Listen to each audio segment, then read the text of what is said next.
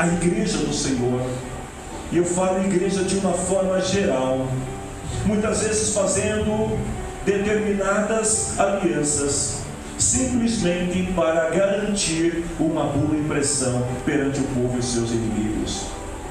Na verdade, tudo que Amazias quer é impressionar e provar competência a qualquer custo.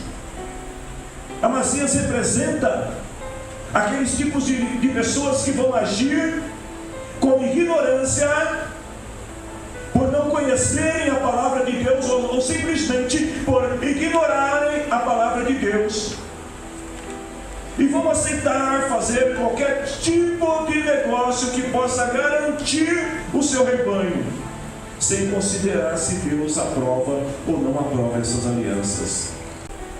Amazias representa aqueles tipos de pessoas que vão agir com ignorância, por não conhecerem a palavra de Deus, ou simplesmente por ignorarem a palavra de Deus, e vão aceitar fazer qualquer tipo de negócio que possa garantir o seu rebanho, sem considerar se Deus aprova ou não aprova essas alianças. Enquanto Amazias está preocupado com a aparência, Deus está olhando os corações. Enquanto Amazias estava preocupado em impressionar os seus inimigos e o seu povo, Deus estava buscando adoradores. Enquanto Amazias estava preocupado pensando em números, o nosso Deus pensa em qualidade. Deus está mais preocupado com a qualidade, Deus está mais preocupado com a sua adoração, Deus está mais preocupado com o que está no teu coração do que qualquer outra coisa.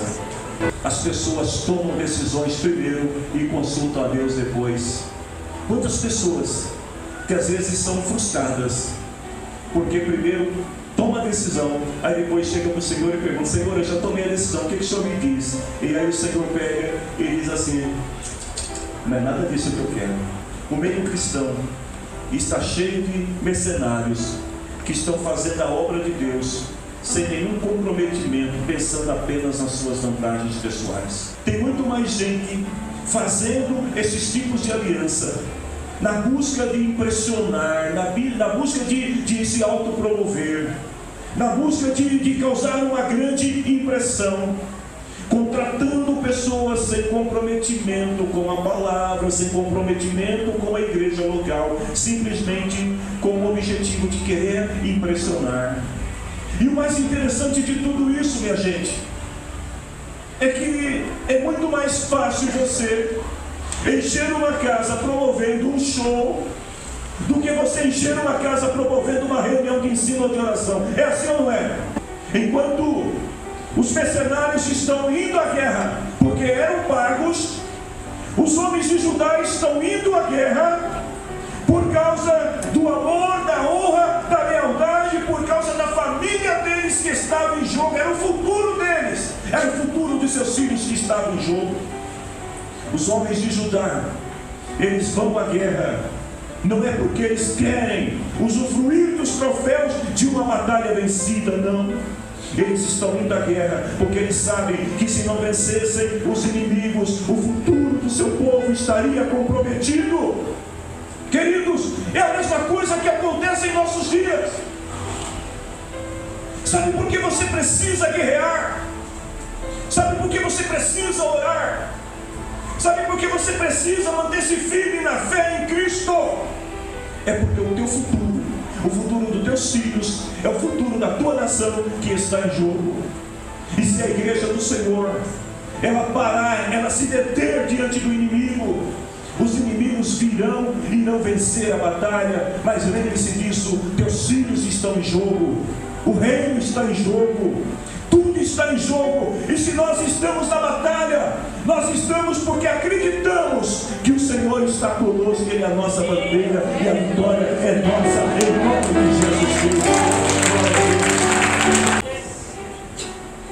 Nós podemos, amém, queridos, nós podemos conquistar, nós podemos realizar grandes feitos para o reino de Deus, sem depender de gastar recursos com aquilo que é indevido. Ouça o que o profeta profeta estava dizendo para Amazias: o Senhor Deus pode lhe dar muito mais do que isso. As pessoas estão preferindo ouvir o que os outros dizem do que o que a palavra de Deus diz. Fulano, o que você acha sobre determinada coisa? Aí lá vai a celebridade, o mercenário. E aí ele diz assim: eu acho que, ele não se importa com o que a palavra de Deus está dizendo. Eles negam o Cristo que o salvou.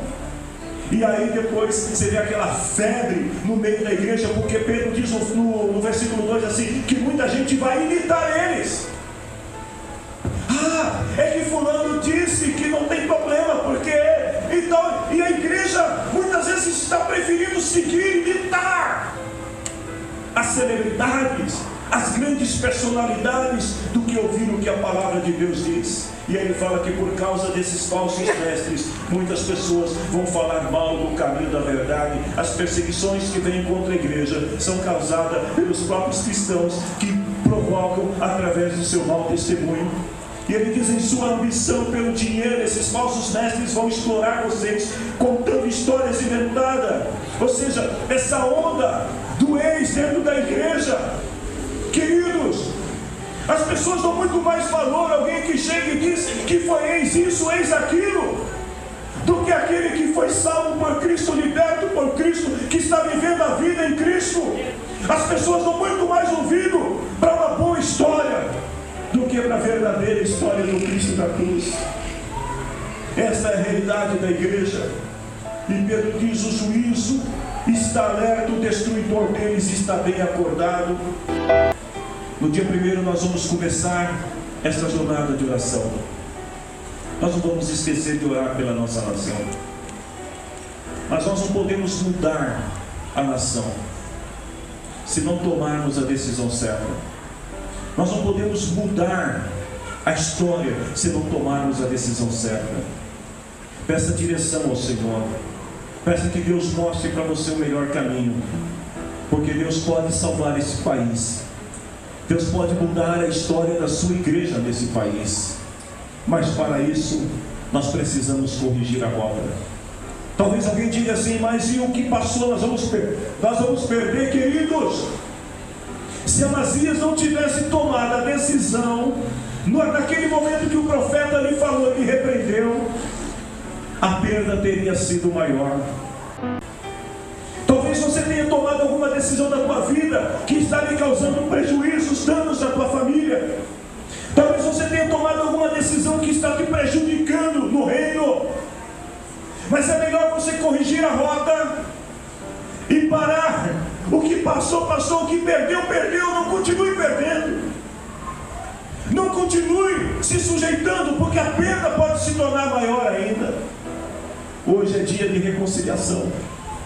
Hoje é o momento de voltar atrás e dizer: é melhor obedecer a voz de Deus.